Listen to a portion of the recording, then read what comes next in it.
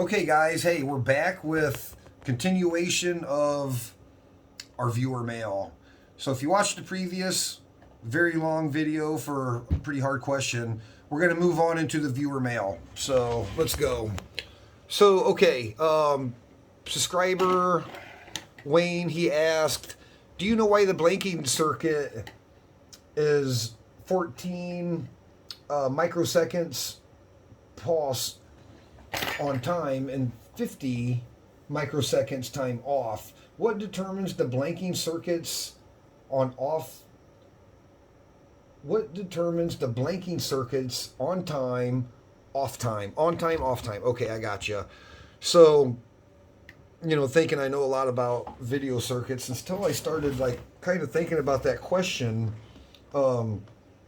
So the question stems from a video, right? This is working on a Defender PCB. So let's go back. Let's go back and look at that circuit that he's talking about. Okay, we got to flip that back around. Let's see. Okay, I think 18. Let's see. Where is that diagram? Right here. Okay. Let's flip that back around. Let's flip that back around so we can look at this circuit. Okay. So Wayne, you were watching this video, and you're referring to this blanking circuit right here. Man, I don't know why my camera is doing that. Stop. Okay. So you're asking about this blanking circuit. These timings for on and off. What determines that? So kind of digging into that question a little bit, I think I want to go back in. I think I got some stuff pulled up here, and I'll drop all these links below. And I found a really nice article as I read through, and I kind of want to go through. Let me see which one. I'm not going to go through all of these articles together because I want you guys to kind of have your own time and make up your own mind. Okay, so what determines the blanking timing, I guess. So that's a pretty deep question. You could go super deep into that, but basically it's going to depend. It's going to depend on the resolution of screen that circuitry is built for. So, for example, 720p, 460, 1080. So all your different monitors, like the one that we're looking at here, how a picture is drawn on a screen is like how many pixels, how wide your screen is, and how a picture is made. There's a couple different ways. This is interlaced. No, this is interlaced. Yeah, this is an interlaced example here. So the electron beam come in either on your flat screen or through your phosphorus, your CRT screen. So the images are written by line, right? You start up in the corner, upper left-hand corner, it writes a line. So your blank happens here, your horizontal blank happens here.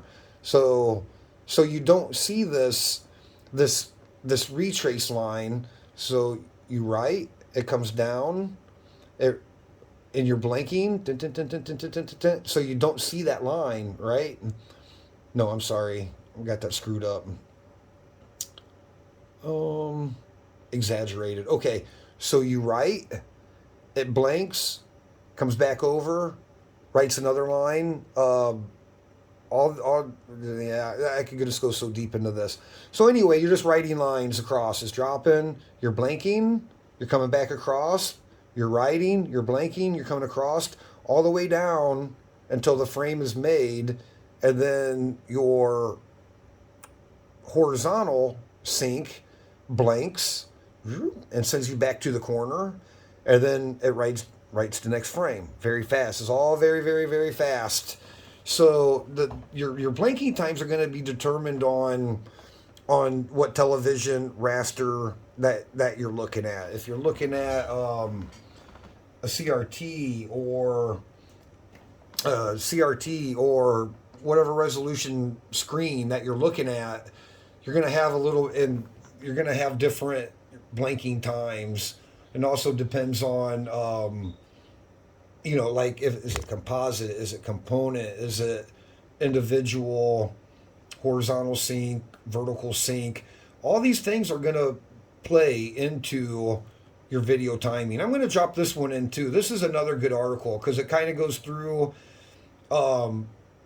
your speeds, your blanking speeds versus like VGA 460 by 180 by 60 megahertz.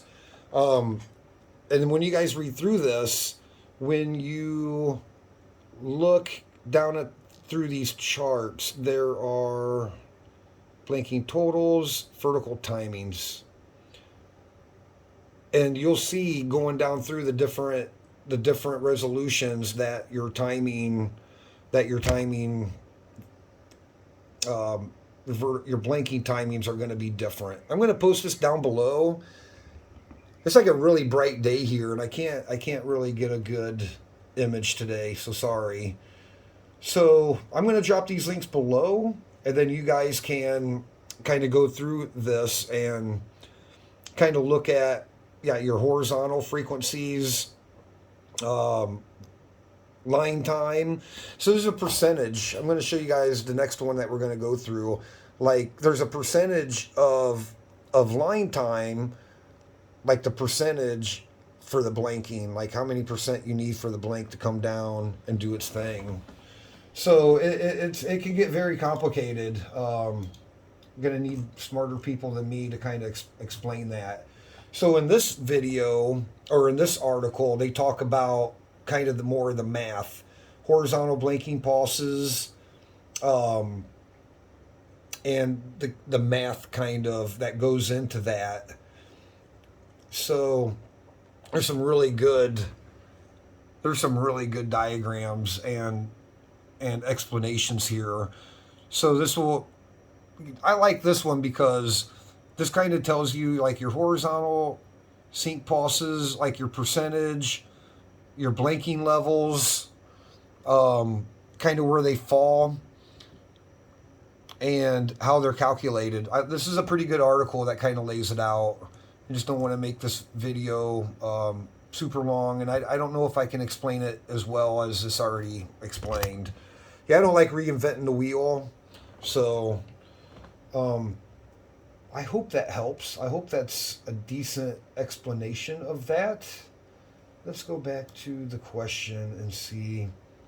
So I guess why are, in the case of Defender, 14 microseconds, 50 microseconds, those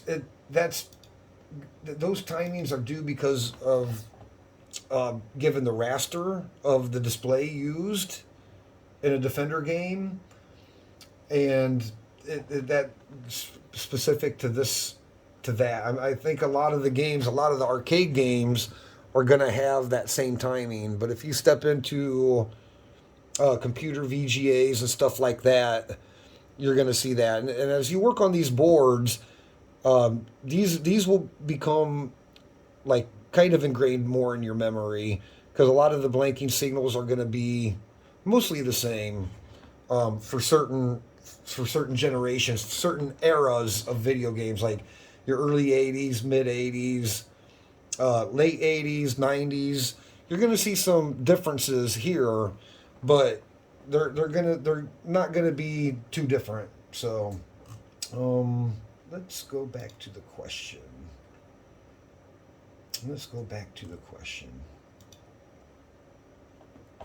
Okay, we'll come back. We'll do the video or the power supply one next. So I hope that's an okay explanation. I know that's not super great or in depth, but I'll drop all those links below. I'll drop all those links below to at least some good articles I found. I went through a lot of them. I think these 3 are the best. Kind of give you a good breakdown of that. Okay, hey, that's long enough for that one. And any comments on that, let me know what you think. And any follow-on questions, let me know what you think. And then hopefully I'll get some boards back here and then we can measure some together. I really apologize. I really wanted to do some lab answers, but could not do that at the moment. Okay, thanks guys. Keith out.